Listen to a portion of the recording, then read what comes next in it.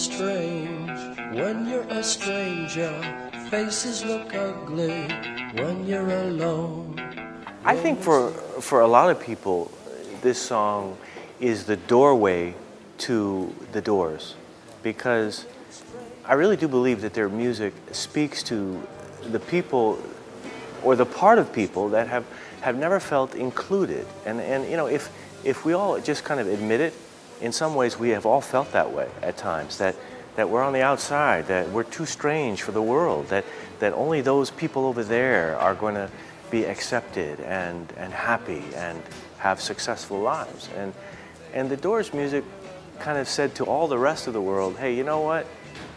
It's okay. This is actually the better club over here.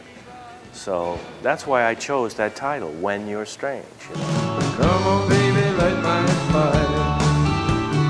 Come on, baby, light my fire. Try to set the night on fire. It's funny that most people think that Jim Morrison wrote that song, but he didn't write it.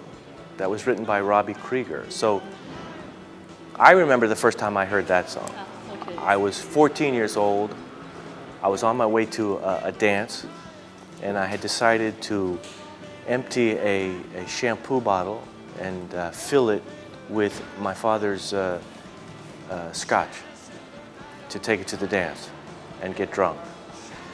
And I remember first hearing that song while I was drinking this scotch that tasted like shampoo still, and I heard the original version of Light My Fire.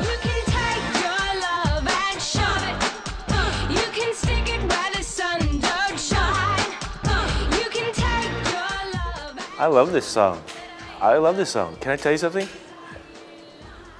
I think it's difficult to write a song that is supposed to be half stupid and half interesting. Yes, the video clip. I was very proud of that.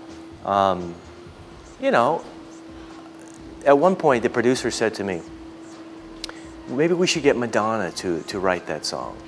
And we actually went to her. And I said, my instinct was no, because first of all, Madonna's not going to write a song that will be kind of silly or kind of stupid.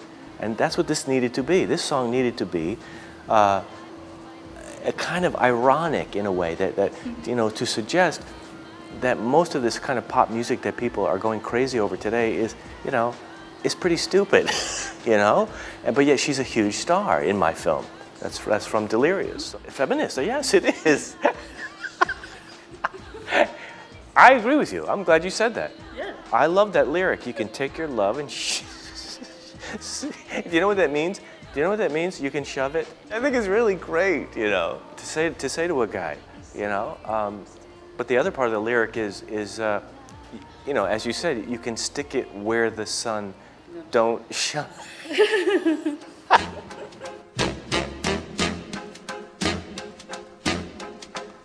I put a spell on you.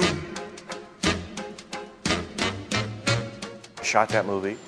I shot it without having any experience as a cinematographer. I just was a director who was friends with Jim, and so I shot that movie.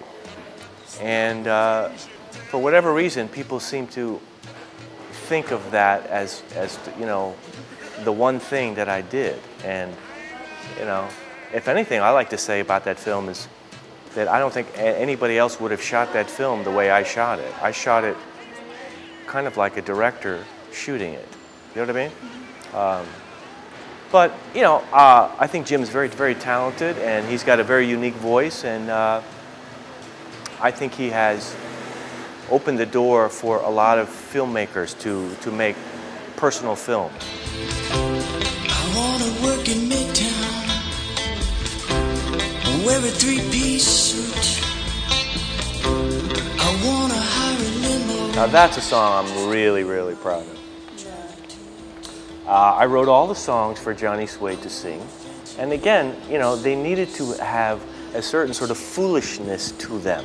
You know, I wasn't trying to write really, really great music, but I also wanted to at least give the character the suggestion that if he worked a little harder, you know, maybe he had some talent. And that's a tricky balance, right? The film is still a kind of a tragic comedy, and that's Brad Pitt singing. That's his voice on there. Came to an audition, and as soon as he walked in the room, I said, "This is the guy."